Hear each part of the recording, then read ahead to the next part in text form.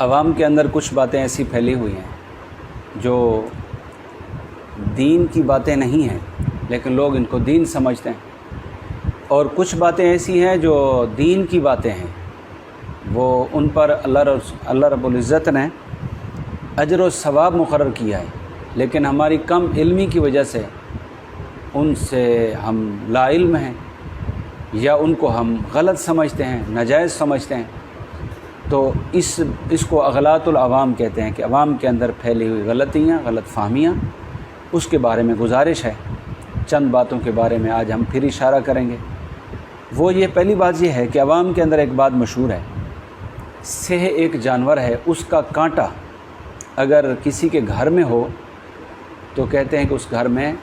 لڑائی ہو جاتی ہے۔ یہ سہ ایک جانور ہے جنگل کا، جو گھاس اور کماد اور اس طرح کی چیزوں کو خراب بھی کرتا ہے، فصلوں کو، رات کو آتا ہے، سہ اسے کہتے ہیں۔ اس کا کانٹا گھروں میں ہو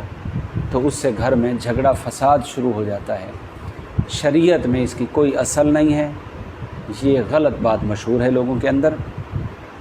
لہذا یہ وہم نہیں رکھنا چاہیے۔ دوسری بات جو ہمارے ہاں غلط مشہور ہے وہ یہ ہے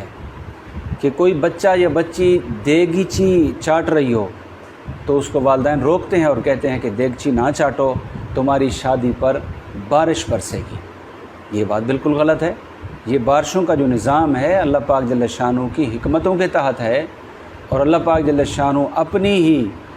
جو ہے وہ قدرت اور حکمت عملی سے جہاں چاہتے ہیں بارش برساتے ہیں، اور جہاں چاہتے ہیں بارش نہیں ہوتی۔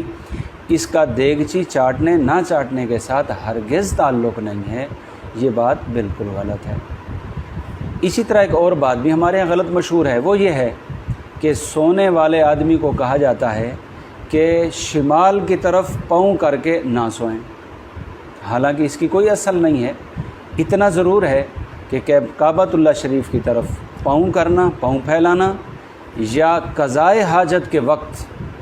پیٹھ کر کے بیٹھنا، یا چہرہ اس طرف ہو قضائے حاجت کے وقت میں، تو یہ شرعاً منع ہے۔ آپ صلی اللہ علیہ وسلم نے اہل مدینہ سے فرمایا تھا کہ لا تستقبلوا القبلۃ ولا تستدبروها، کہ تم قبلے کی طرف منہ کر کے بھی قضائے حاجت نہ کرو اور پیٹھ کر کے بھی قضائے حاجت نہ کرو، ولکن شرقوا او غربوا، چونکہ مدینہ منورہ مکہ مکرمہ سے شمال میں ہے، اس لیے آپ علیہ السلام نے فرمایا کہ آپ مشرق کی طرف پاؤں کرو یا مغرب کی طرف کرو، اس میں کوئی حرج نہیں، لیکن قبلے کی طرف پیٹھ کر کے منہ کر کے قضائے حاجت کرنے سے اللہ کے نبی علیہ السلام نے منع فرمایا ہے۔ لیکن شمال کی طرف پاؤں کر کے بیٹھنا، اس میں کوئی منع نہیں ہے، قرآن و حدیث میں اس کی کوئی ثبوت نہیں ہے، کوئی اصل نہیں ہے۔ لہٰذا کچھ لوگ کہتے ہیں کہ یہ قطب تارہ موجود ہے، تو قطب تارے کی وجہ سے پاؤں اس طرف چارپائی کے نہ دینا، اور چارپائی کی جو پینتی ہے وہ نہ دینا، یا پاؤں کر کے سونا، اس کی کوئی اصل نہیں ہے۔ اسی طرح ایک اور بات بھی غلط ہمارے ہاں مشہور ہے کہ حالت جنابت میں اگر ناخن کاٹے جائیں، مثال کسی نے غسل کرنا ہے، غسل واجب ہے، یا عورت ہے اس کی حالت حیض ہے یا حالت نفاس ہے، ناخن اس کے بڑے ہو گئے ہیں، تو اب یہ بات مشہور ہو گئی ہے کہ اس حالت میں ناخن نہیں کاٹنے چاہیے، بال بھی نہیں کاٹنے چاہیے، کیونکہ وہ تو ناخنوں کا حصہ ناپاک ہو جائے، ناپاک گر گیا زمین پر اور بالوں کا حصہ بھی ناپاک چلا گیا۔ پہلے غسل کریں اور اس کے بعد ناخن اور بال کاٹیں، یہ بات بھی بے اصل ہے، اس کی کوئی حقیقت شریعت کے اندر نہیں ہے۔ اور ایک بات ضمناً کرتے جائیں کہ حالت نفاس کے جو بچہ پیدا ہوتا ہے، بچہ پیدا ہونے کے بعد جو مستورات کو فطرتاً ایک خون جاری ہوتا ہے، اس کو نفاس کا خون کہتے ہیں۔ یہ بھی غلط فہمی ہمارے اندر مشہور ہے کہ ہم اس کی آخری جو ہے وہ 40 دن کو ضروری سمجھتے ہیں، حالانکہ 40 دن ضروری نہیں ہے۔ 1 دن کے بعد، 2 دن کے بعد، 10 دن کے بعد جب بھی خون بند ہو جائے تو وہ عورت پاک شمار ہوگی، اور وہ نمازیں بھی پڑھے گی، روزے بھی رکھے گی، اور جتنے دینی کام ہیں وہ کر سکتی ہے، وہ پاک شمار ہوگی۔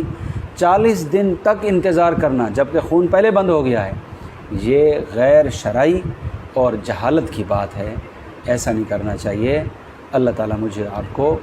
دین اور شریعت کا صحیح علم نصیب فرمائے اور عمل کی سعادت بخشے۔ وما علینا الا